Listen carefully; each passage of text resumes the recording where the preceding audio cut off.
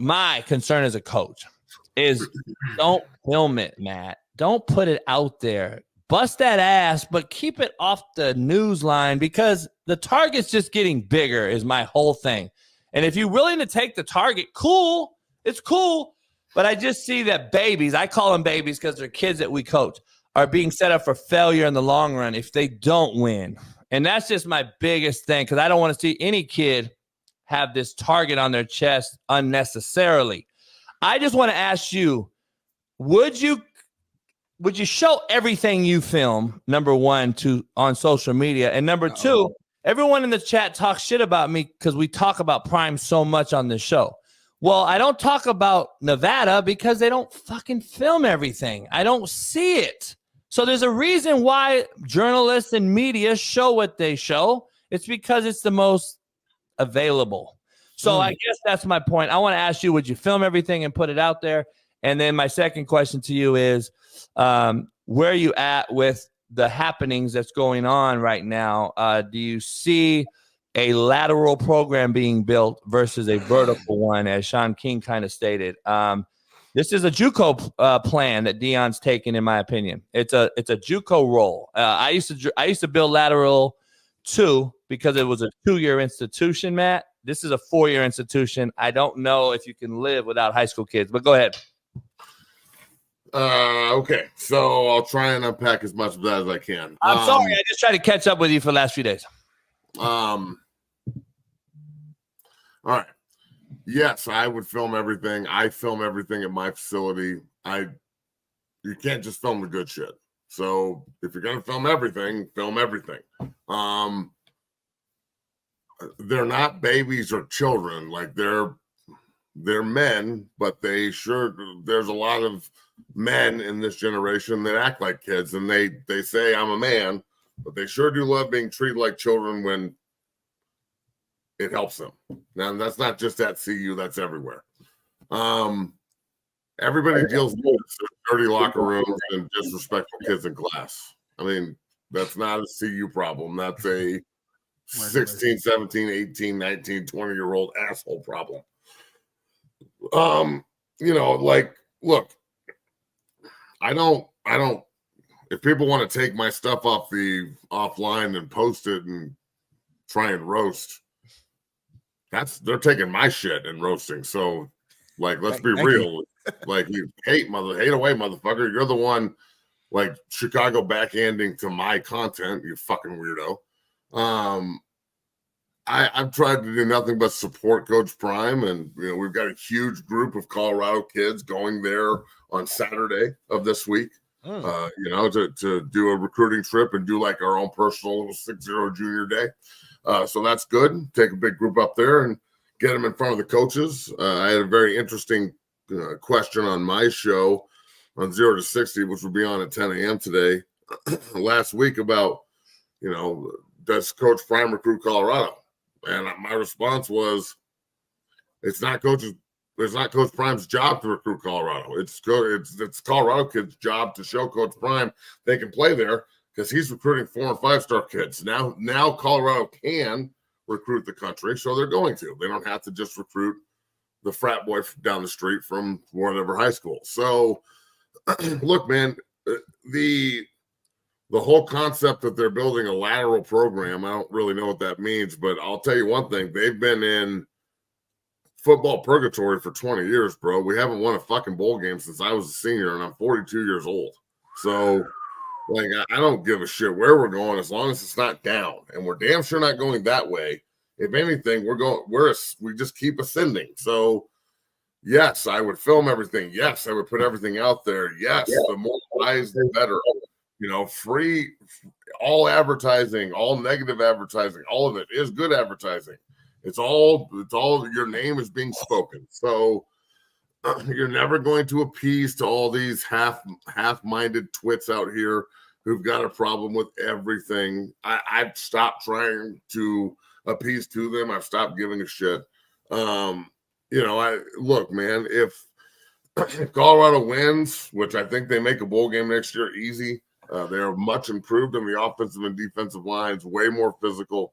If they can figure out a way to be ranked all year and have, multiple guys go in the top 10, top 15 of the draft, which I think Travis Hunter is a lock for a top 10 pick.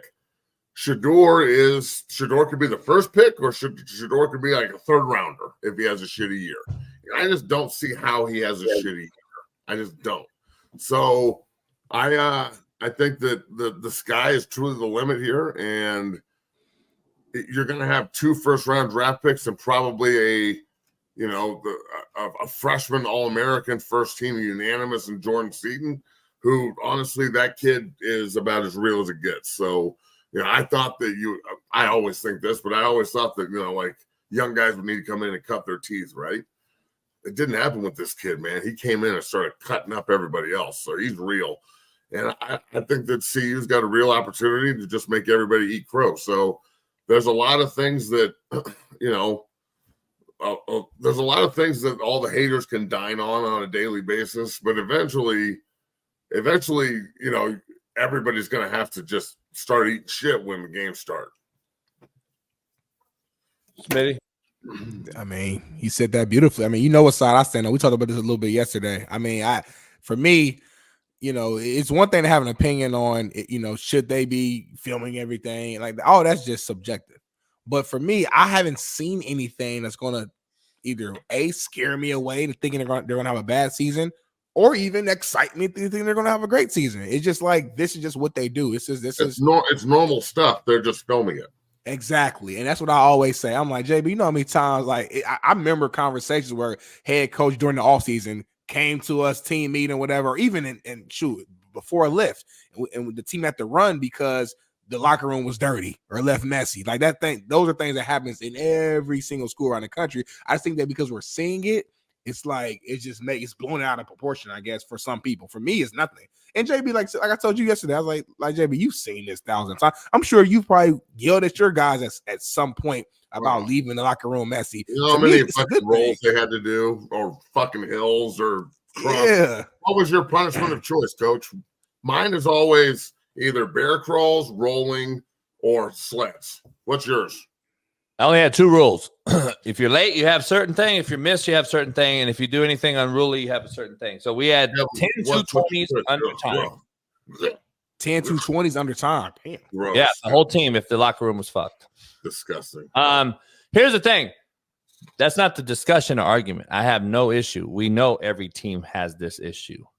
My issue I have is that we're putting a target continually to do so. This isn't Akron, bro. This is Deion Sanders, one of the greatest players ever, as the head coach of this organization, this University of Colorado in Boulder, the Buffaloes, not Prime University, not fucking this or that. It is Colorado.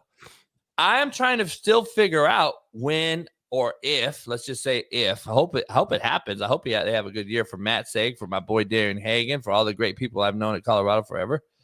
But if it doesn't, what happens? It's I told you so by all the fucking naysayers. They're waiting for Colorado to fail. What happens when they win, though? I just hate to see it for the simple fact that they're waiting to see them fail. You hate to see the assumption that they might lose. All we've been doing is losing, bro. Who cares? No, I get that. Put your balls out there. Let's go. I love this. I love the fact that he wants to target on them. But the reason I say all the things that we're seeing, from checking diamonds on the jewelry, they got their shit snatched last year. Smitty's case, Smitty's side of this is, well, where are the people that are doing it? Well, we had that discussion yesterday. And I said the other day, so if, I didn't say when, I said if, I hope it don't happen, if they get their shit snatched, who's going to cry this year about it? Because at some point, you got to have some type of humility. Matt, you and I have talked about this. At some point, you have to have some sort of humility, because this game will eat you and spit you out. I just don't see it. I see more and more shit spiraling out of control because of the filming. To your take, we're filming it, cool. But at some point, dog, how about we just say, fuck it, let's check these cats internally, and let's get this program to where we win. Then we film it, because you haven't won yet. Like, I want to see you win and do it, Deion. I want to see that. You haven't won yet, which is only putting a target on the players, dog. It don't matter about fucking Deion. Deion's will be fine forever. I'm just confused. Like, what's the problem? Because they filmed everybody wearing jewelry? No. Listen, JB, and correct if I'm wrong, the way I understand it, JB, obviously, we know his background, we know where he's from. You're taught not to flaunt and advertise when you got jewelry and stuff like that because of what it could lead to. Doesn't think like that, dog. They don't. And social media, everybody flaunts everything.